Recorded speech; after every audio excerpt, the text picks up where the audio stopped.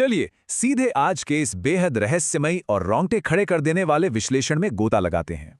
आज हम उत्तर प्रदेश के एक छोटे से गांव से जुड़ी एक ऐसी सच्ची घटना पर बात करने वाले हैं जिसे लोग आज भी एक खौफनाक अर्बन लेजेंड की तरह सुनाते हैं। तो कहानी की शुरुआत होती है रात के 2 बजे। जरा उस सुनसान हाईवे की कल्पना कीजिए। बाहर इतना घना कोहरा है कि बस कुछ मीटर आगे देखना भी लगभग नामुमकिन है। चारों तरफ पसरा हुआ सन्नाटा और वो धुंधलापन, एक ऐसा माहौल जहां किसी भी इंसान का दिमाग अपने आप चौकन्ना हो जाए। ये कोई नॉर्मल रात बिल्कुल नहीं थी। ये एक ऐसी सेटिंग थी जो किसी भी अजीब घटना के लिए एकदम परफेक्ट बैकग्राउंड तैयार करती है। और इसी खौफनाक सन्नाटे के बीच हमारी इस कहानी की शुरुआत होती है।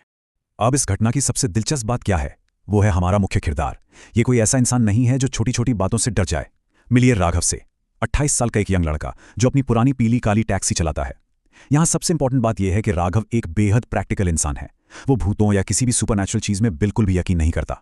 उस रात वो बस बहुत ज्यादा थका हुआ था। रेडियो पर धीमा सा म्यूजिक चल रहा था और उसका इकलौता मकसद था किसी भी तरह जल्दी से घर के बिस्तर तक पहुंचना।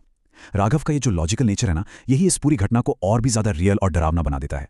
खैर, अब देखते हैं कि यह घटना असल में शुरू कैसे होती है। ये वो पल है जहां एक नॉर्मल सी रात अचानक एक खौफनाक मोड़ ले लेती है। अपनी टैक्सी में घर लौटते हुए हेडलाइट की रोशनी में राघव को सड़क के किनारे अचानक एक साया दिखाई देता है। उस घने कोहरे के बीच सफेद साड़ी पहने एक महिला हाथ देकर गाड़ी रोकने का इशारा कर रही होती है। राघव, जो कि एक मददगार इंसान है, झट से ब्रेक मारता है और सन्नाटे को चीरती हुई टायरों की तेज चरमराहट गूंज उठती है। बिना एक भी शब्द बोले वो धुंधले चेहरे वाली महिला टैक्सी की पिछली सीट पर आकर बैठ जाती है।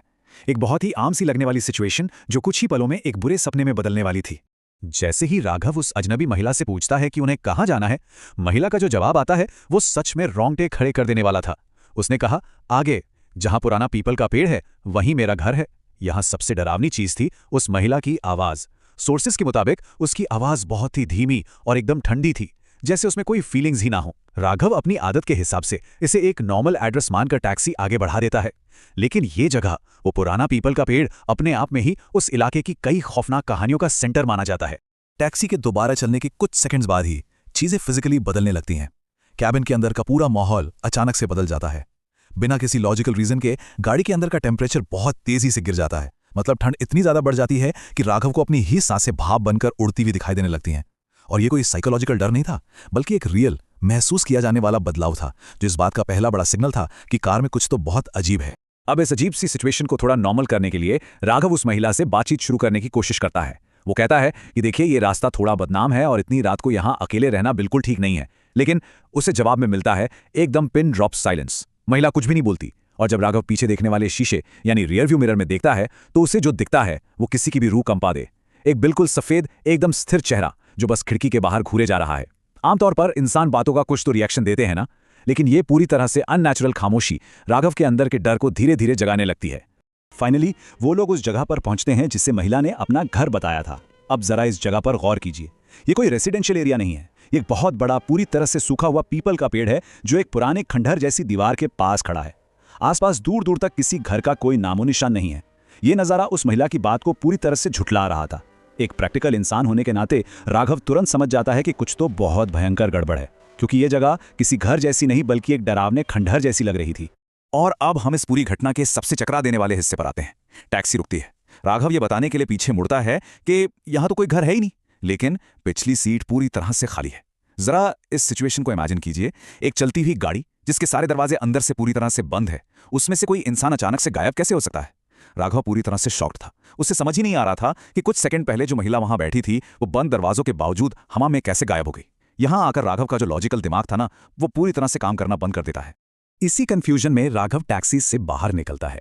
उस कड़कड़ाती ठंड और घने अंधेरे के बीच उसकी नजर जमीन पर पड़ने वाली एक हल्की सी चमक पड़ जाती है।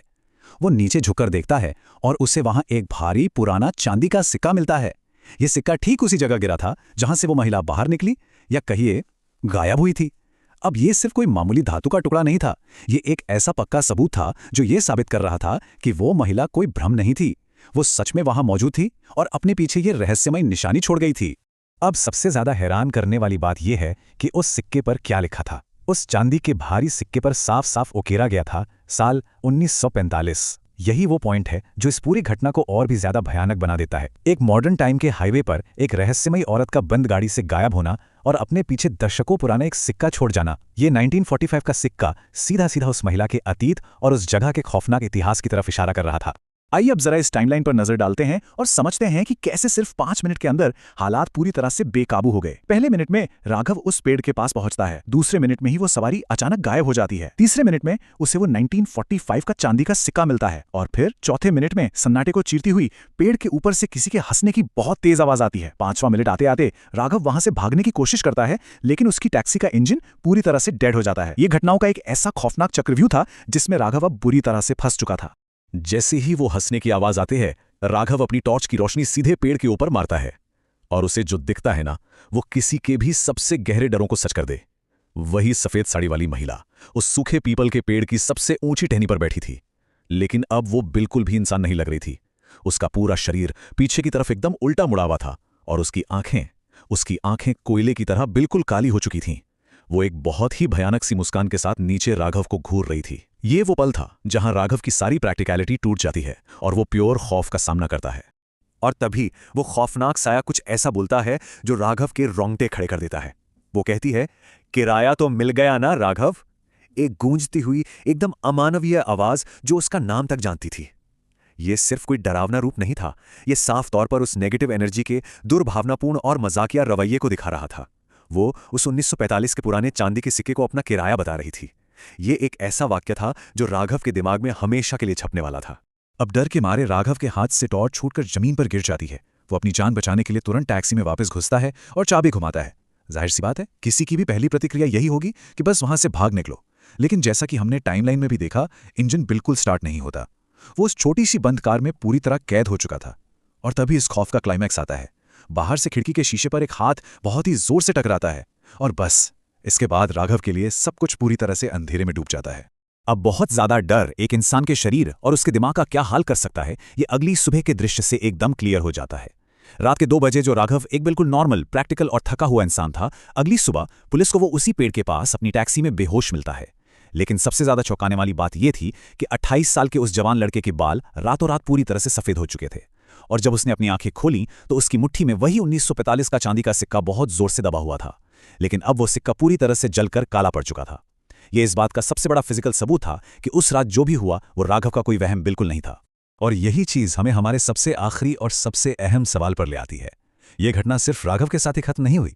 आज भी उस छोटे से गांव के लोग इस सुनसान रास्ते पर रात के वक्त जाने से कतराते हैं। यह अब सिर्फ एक कहानी नहीं रह गई है, यह उन लोगों के दिमाग में बसा एक ऐसा डर है जो उन्हें बार बार उस पीपल के पेड़ और उस 1945 के सिक्के की याद दिलाता है। राघव की उस आखिरी सवारी ने उस हाईवे की पहचान ही बदल कर रख दी है। तो अब सवाल यह है कि क्या यह सब सिर्फ एक दिमागी उपज थी या उस रात सच में किसी अनजानी दुनिया का दरवाजा खुल गया था। इसी थॉट के साथ हम आज के इस विश्लेषण को यहीं खत्म करते हैं। इस चर्चा का हिस्सा बनने के लिए आपका बहुत बहुत शुक्रिया।